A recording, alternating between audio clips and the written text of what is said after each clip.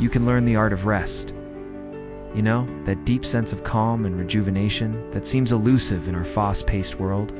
It's about giving your body and mind the downtime they need to recharge. It's just like a phone needs to be recharged to function properly. We need rest to restore our energy and focus. So let's talk about it. How do you get started? Let's start with the basics. And no, a 10-minute break staring at your phone isn't really going to cut it. That's more of a distraction than a recharge. It's not about lying on a beach somewhere sipping a fruity drink, although that does sound nice. Set a timer and commit to resting deeply during that time. You can gradually increase the duration of your rest periods as you get better at it. It's about understanding the science of rest and applying it to your life in small but powerful ways. There are many ways to rest well, and what works for one person may not work for another. Be kind to yourself if you don't get it right the first time. The key is to keep practicing and refining your approach to rest. Try different things until you find your perfect rest routine. When you learn to rest well, you'll have more energy, you'll be more productive, you'll have improved focus, and you'll be better able to handle stress. I hope you found this helpful. You'll also sleep better, which will have a knock-on effect on the quality of your entire day. It might involve a combination of deep breathing exercises, meditation, yoga, stretching, or simply disconnecting from all devices. When you take the time to recharge, you come back to your work with a fresh perspective and renewed energy. This leads to better decision-making, increased creativity, and improved performance. Why is rest so important? Because it's not just about feeling relaxed. They can help you explore the underlying causes of your struggle with rest and guide you towards developing healthier habits. Relaxation is what you feel after a massage or a hot bath. You deserve it, and your body and mind need it.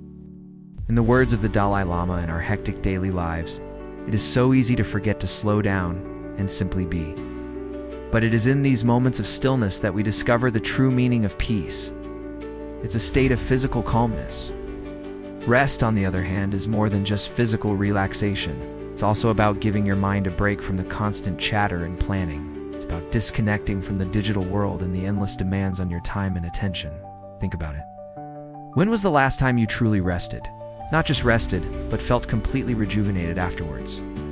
If you're like most people, the answer might be never, or not in a long time. We live in a culture that glorifies hustle and grind, but the truth is, we were never meant to work around the clock. Treat it as an important appointment that you would never miss. Block out time in your calendar and stick to it.